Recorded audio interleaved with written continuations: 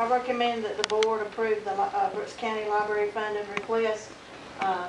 It was for $33,526, and scrolling down, Kathy, you'll see that last year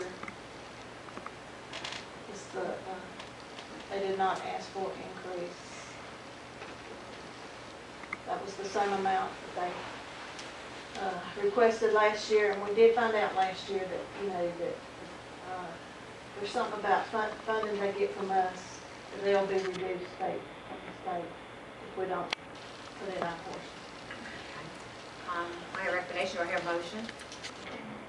By Mr. Thomas, do I hear a second? Second. By Mr. Cunningham. Any question? All in favor? It's unanimous. Item 11B.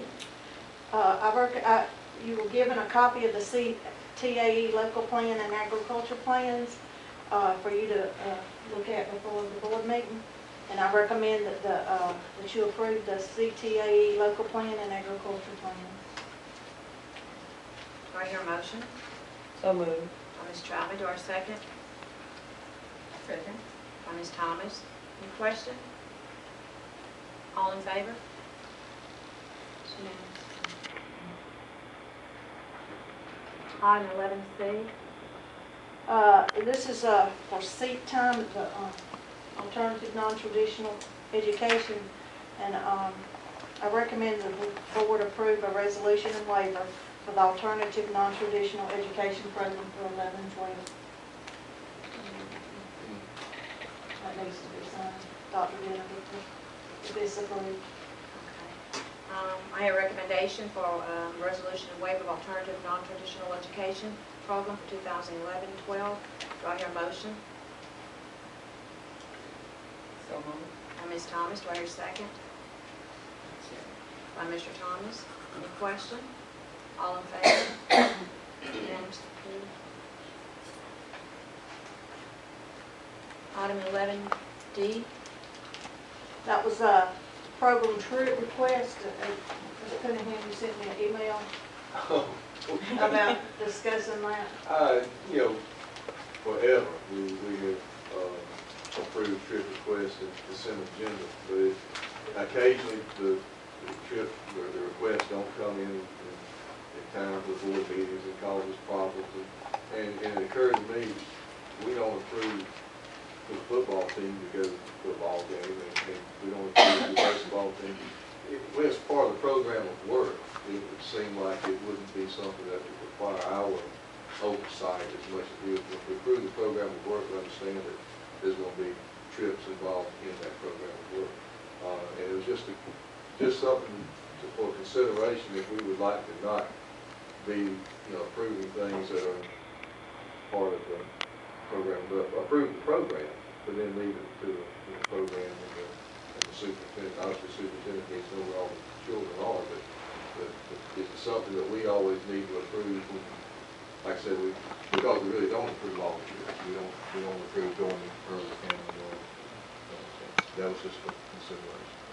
Can we possibly then send this to the policy committee and let them look at it and come up and look at what we have in place and decide if something, if it's interested in it. Yeah, policy committee.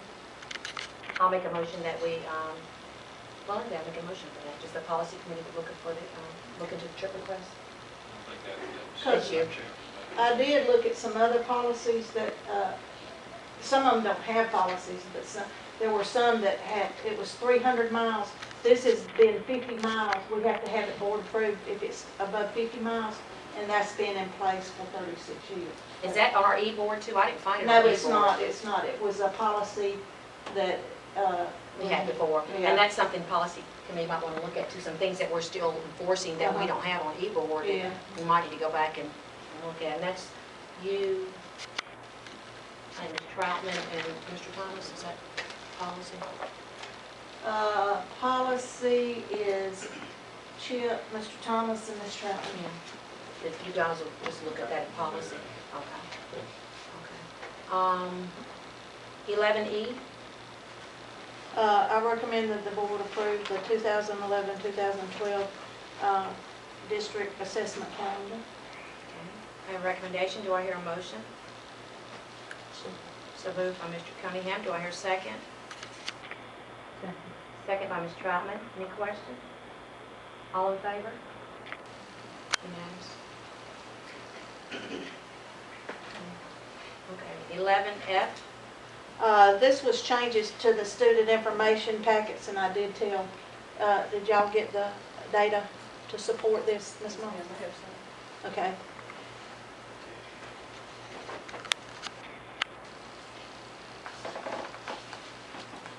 The reason why I asked for a change in the policy for the alternative school, just for preventive measures, we have several students who have come from the high school and the middle school for alcohol, for drugs, for gang activity.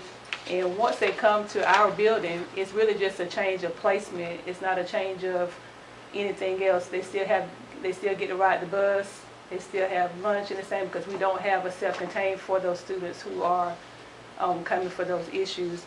Also in the past, we've had people who have brought things in to interrupt the environment, cell phones, MP3 players, of those things that when it's a smaller environment, it causes a bigger problem than it does when it's in a larger environment.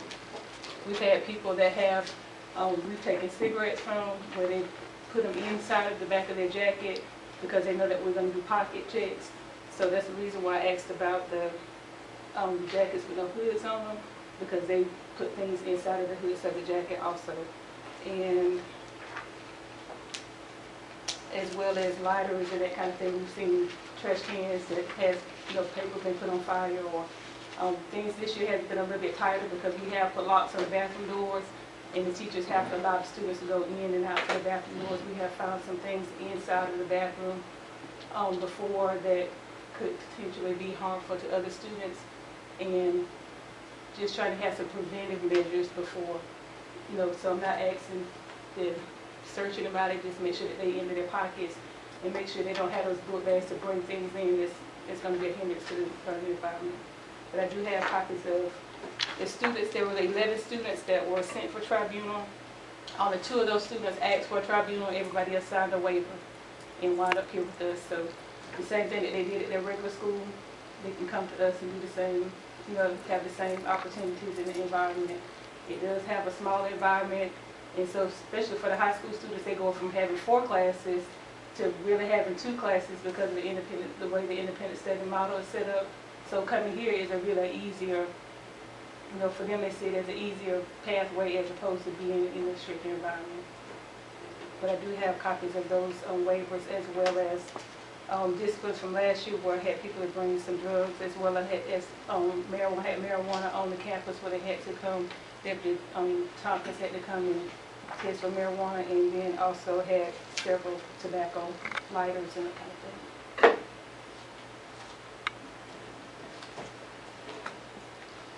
Discussion on this?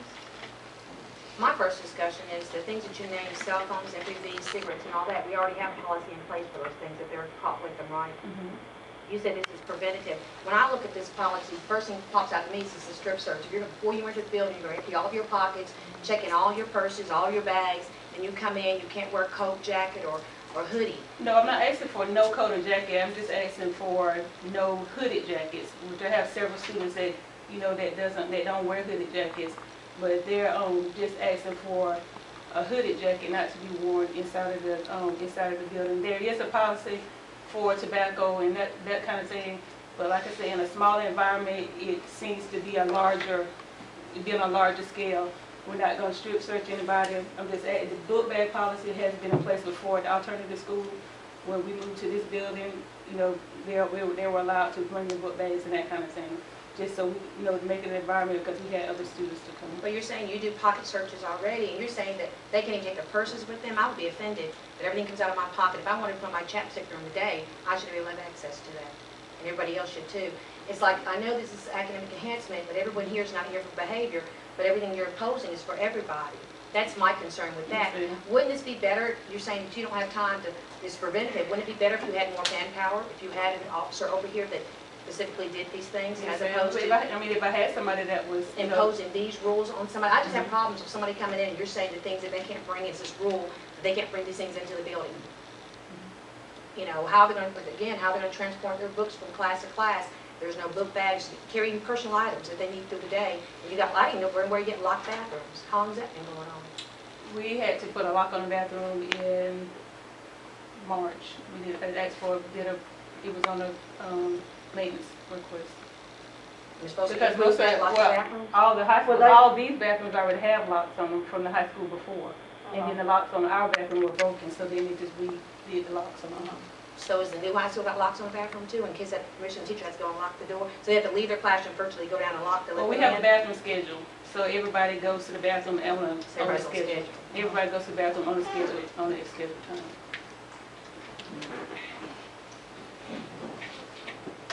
Any other discussion on that? Would this be a change to the discipline policy?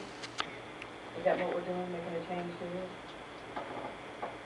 Dress code, would we be making a change to the Change the dress dress code? code, we after change, the yes. discipline They would policy? for this, yeah. Would it have to sit in the building for 30 days if we're doing that? No, I mean, it could be an administrative reg, it doesn't have to be a policy. It can be an administrative reg. But when we present something like this, that's such a change, I mean, the board needs to be, you know, on board with it. Could you go with clear book bags? Yes, ma'am. But still, again, you're imposing something on this school, but you're not doing it all. These are students are coming from other schools, the middle school and the high school. And they're coming because of academic enhancement, not behavior, and they're not having to do with their home schools. And then my other concern was the people who come for tribunal purposes that signing waivers. Like, we have some people who are coming for, I had 2 people that came from the high school last year for having alcohol, for, drinking alcohol on school campus. So when they come to me, nothing has changed about what they, what's imposed on them. They still come with everything that they left the high school with, just in a smaller environment. If we had a classroom that was just for those students, then it wouldn't be such a big, a big deal. But have 2 middle school students, 3 middle school students, one with a weapon from last year, and then I had 2 middle school students who had invitation marijuana and was attempting to sell invitation marijuana on campus at their building. And then they came and mixed in with my 7th grade students here.